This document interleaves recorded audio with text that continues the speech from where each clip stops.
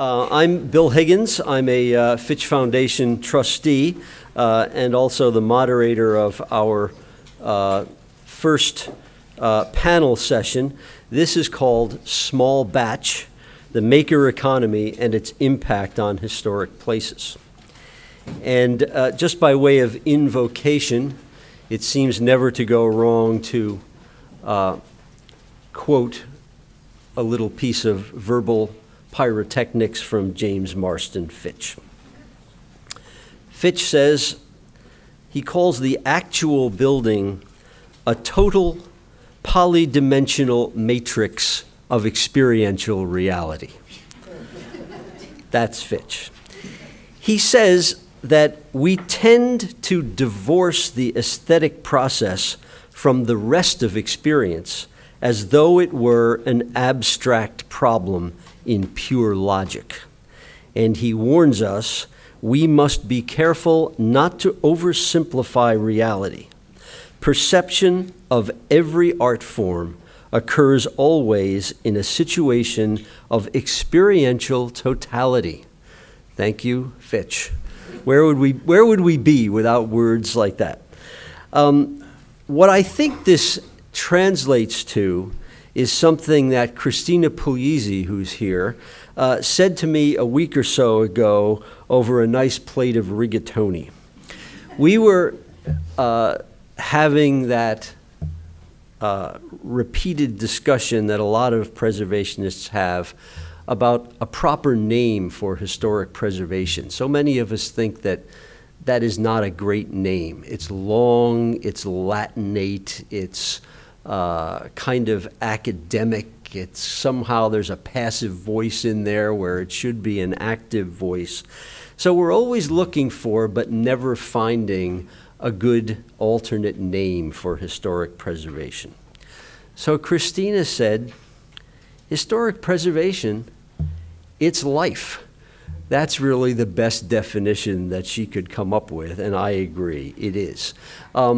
Fitch had that. He recognized and he taught us directly or indirectly that what buildings are about, what the historic environment is about, is really the totality of what happens in that environment as well as to that environment and how we respond to it. It's not just about the aesthetics. It's not even just about the physical fabric. It's about the whole flow of life that occurs in and around and through historic buildings. So my final Fitch quote is that in architecture, there are no spectators. There are only protagonists, participants. And preservation symposia like this one usually deal with the standard cast of protagonists, and as often as not, antagonists, the old battle metaphor. We talk to each other as preservationists, as architects, as developers, as government officials. The symposium and this panel are trying to engage Fitch's polydimensional matrix of experiential reality by assembling a somewhat different cast of characters this time. We are looking to hear from and to talk with a cast of protagonists who are creative people who are also making their livings and creating businesses in historic buildings, in historic environments. And the not only economic, but the human and the creative roots of what they are doing are deep in the environments in which they're working. They're deriving their way of doing things from the places in which they're doing them. And there's a wonderful interaction between what they're doing and the environments in which they are doing them. We will be hearing from people in order to my left. Colin Spoolman, who is the co-founder of the Kings County Distillery in the Brooklyn Navy Yard. It's in the Paymaster building, and it is the oldest, parenthesis, legal distillery in New York, and I think the first legal one since Prohibition. Jason Deem is the owner of Southside Spaces in St. Louis. You may be, I hate to say it, the closest thing to a real estate guy that we have on this panel, but you are not the usual real estate guy. The inspiration, as we'll hear, is within the community. The artistic, the historic, the cultural resources that exist within the community so that the buildings are about community building as well as architectural building. My old friends Andrew Hoyam and Diana Ketchum are the founders of the Aryan Press, which has its shop, printing plant, headquarters in an industrial military support building in the Presidio in San Francisco. They are people who understand that Fitchian dictum of putting life and work and historic buildings together, and the Aryan Press is arguably the finest fine printing press operating in the United States today, very distinguished in the world of printing and very aware of the historic environment from which their work flows. Vic Christopher and Heather Levine are the owners of a place that is near and dear to me, which is the Lucas Confectionery at number 12 2nd Street in Troy, New York, where I was born, raised, grew up. Troy has a way of, there's something in the water. It produces historic preservationists. Those of us who've grown up without really seeing any trees or natural environment, the most natural things that we grew up with were old buildings and sidewalks, and somehow it sunk in for a lot of us. Vic and Heather are not from Troy, but they are very distinctly of Troy and are having a huge influence on how the city is finally coming back to life in a very interesting sort of post-industrial fashion. Finally, Jeffrey File is the owner of File Hardware, which is just down the street and around the corner from Heather and Vic, on the corner of State and 3rd in Troy, and right around the corner from where I used to live for many years at number 50 2nd Street in Troy. There's a minor issue with Jeff in that he's not here because he came down with a cold and is very regretfully not with us. So if you don't mind, because all people from Troy are basically interchangeable, I'm going to finish my little piece here by becoming Jeff File. That's me in my best hardware V-neck sweater. So let me see if I can make this work. Jeff is also a real estate guy. He has his business primarily in Saratoga Springs, New York, which used to be the hippest place in upstate New York until Troy came along and became what it's becoming. In Troy, Jeff and his company have done rehabilitations, mills to apartments. And in this particular building, this is the former Stanley's department store. It's in a building that was built in 1903 as a department store building, Dodge Dry Goods. And it was Stanley's from 1925 until it closed in 1989. Jeff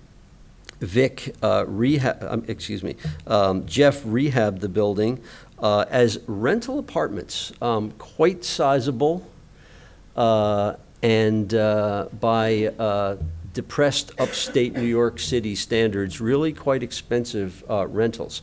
And it's been really successful and filled up and rented and remained that way.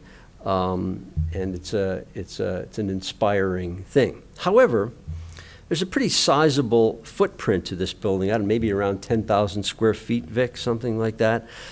And the ground floor, which was the main department store floor, was not about to become lofts. So the question of what to do. And Jeff is a guy who has always been interested, as a lot of us are, in hardware stores. There's something about a hardware store. It's the real stuff. It's what you use to actually make things and fix things. And there's this incredible encyclopedic collection of stuff you can get in a hardware store, and somehow it all seems to be organized and available, even if it's only the people who work there who know where you can find this stuff. There's a magic about hardware stores, and maybe it has something to do with the fact that we're also interested in building things and fixing things. So Jeff made the decision to open an independently owned hardware store of considerable size in the middle of this downtown, in a location that's really not where you would, and in a building which is not really where you would normally think a hardware store is going to be. But it fits in beautifully, has become one of the centers of revitalization. Vic tells me that he's there about 4 times a day buying stuff for his projects.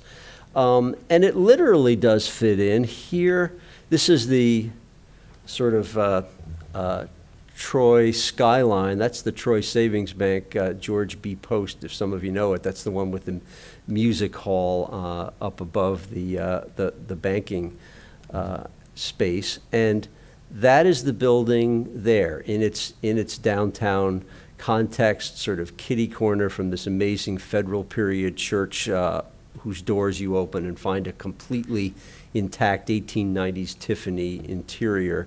All sort of like a Renaissance painting, all in the context of the river and the greenery beyond. There's something about this hardware store in this reused building that grabs my imagination, and I think is very much at the heart of what we're trying to get at today. What we're trying to get at today is, I think, rather uncharted territory. It's subjective. It has aspects that are poetic. It also has aspects, though, that a lot of people consider to be obvious. Well, we all know what old buildings are about. We all know why we love them. Now let's just get down to the business of fighting over them and trying to figure out who's doing the good stuff and who's doing the bad stuff, and let's get on with it. This immediate move to the practical stuff, to the political side, to the architectural side, to the building conservation side, to the regulation side. Of course, it's all essential to preservation, and it is in many ways what got us where we are today. But the foundation of all of it is the question of what's the magic that is causing us to want to do this in the first place. I think it takes some courage and some creativity to engage this question. Again, it seems obvious. Old buildings are beautiful, so let's get on with the work of keeping them that way. Another intellectual giant of Fitchian dimensions, at least in my mind, was the philosopher Alfred North Whitehead. And he said, it requires a very unusual mind to undertake the analysis of the obvious. And that, in some ways, is what we're doing today. So I think that what we should do is move ahead with our speakers.